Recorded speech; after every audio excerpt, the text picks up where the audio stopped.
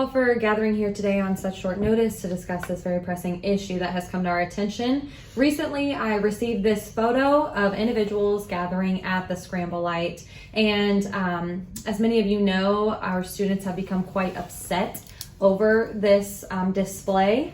And so the two things that are kind of happening within this is that the individuals at the Scramble Light were spewing vile and offensive messages to some of our students took those.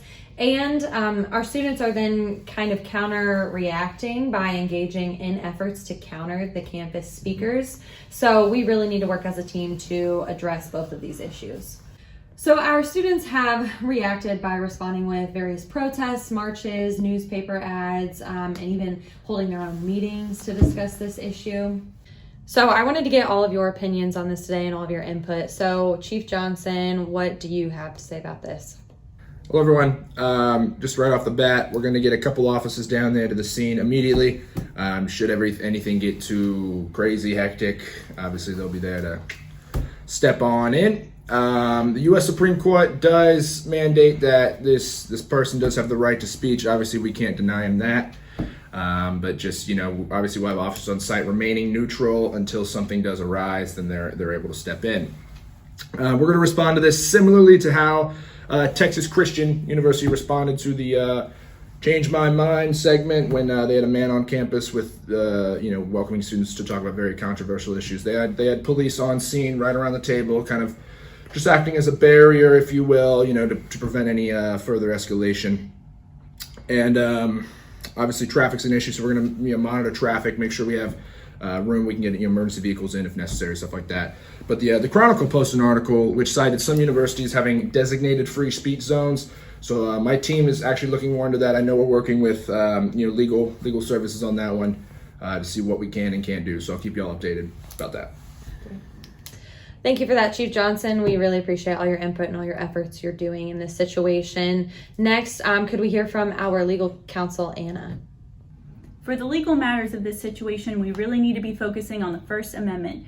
You cannot be punished or censored for your opinion. The exceptions to this rule are threats to harm and threats to destruction of property, as we've already mentioned before. Yeah. So guest speakers are allowed on campus. Student expression to drown out this speech should be prohibited. However, in terms of the student affairs mind, I know we want to focus on student development. So simply silencing the students, I'm sorry about that, is not going to be the best way to deal with this situation. We need to focus on the student protesters and giving them an appropriate forum for their expression.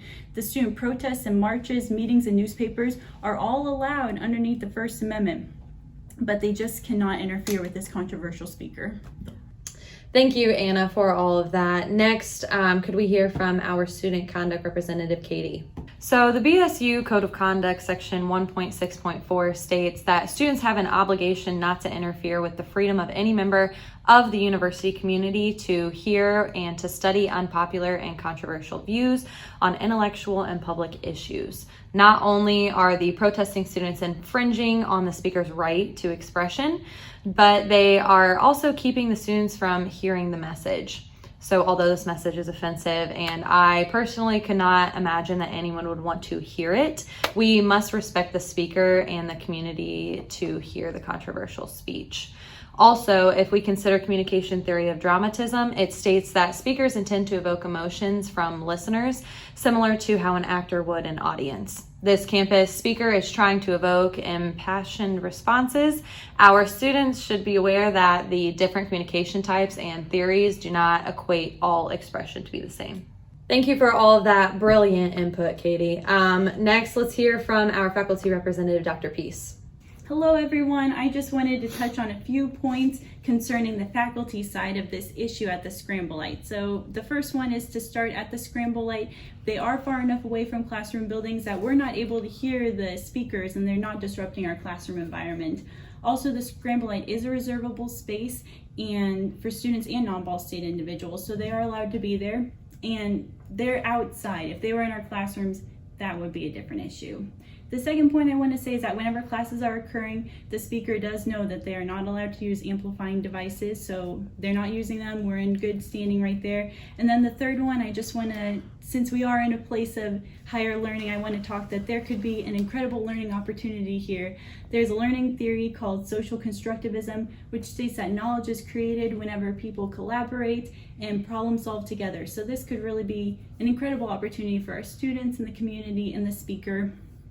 Obviously, there are other ways that we can work with this issue with the students, but I just wanted to touch on those few points with the faculty side. Yeah, and I'll make sure that we go ahead and, we can put something on social media.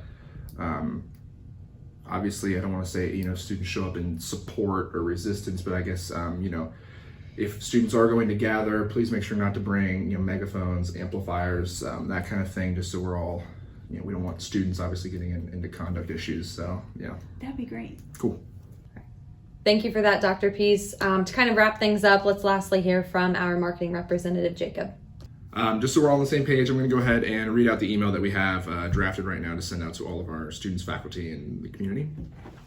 Dear students, we understand you are passionate about the speaker on campus today. The speaker's words are inappropriate and offensive, and he has a right to expression. However, these words do not reflect the values of BSU and the Cardinal community. We cannot deny someone a designated space on campus because their speech is offensive. Should his speech become so severe it denies someone the ability to learn and use campus services, Ball State University will take quick action. Please contact UPD if he is disrupting classes or blocking you from services, as we can move him to a different location. Once again, the university does not condone his message, but we will uphold his right and all other speakers to protected speech on campus. We understand your reaction to his vile speech and want to remind you of available resources such as university counseling, and to reach out to faculty members and other administration. So that's what I have so far. Obviously, we'll be editing that and taking feedback as much as possible. I'll also send all of you a copy of that, so we'll get that taken care of. Thank you all so much for all of your input and all the work that you are doing to kind of handle this the best way possible in order to reflect the university's values and policies.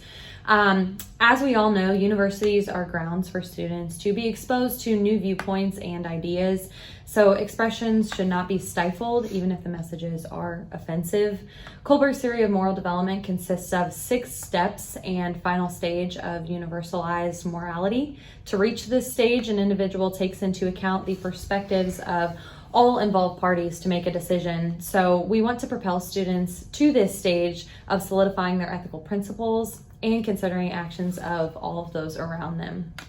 Finally, FIRE is the foundation of individual rights in education, who protect the rights of students and faculty at American institutions of higher education. So we can consider reaching out to FIRE possibly in the future for instances where students and other Ball State members are questioning their civil liberties.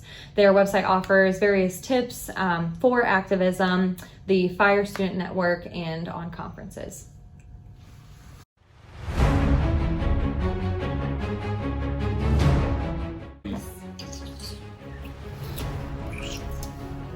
I'm good.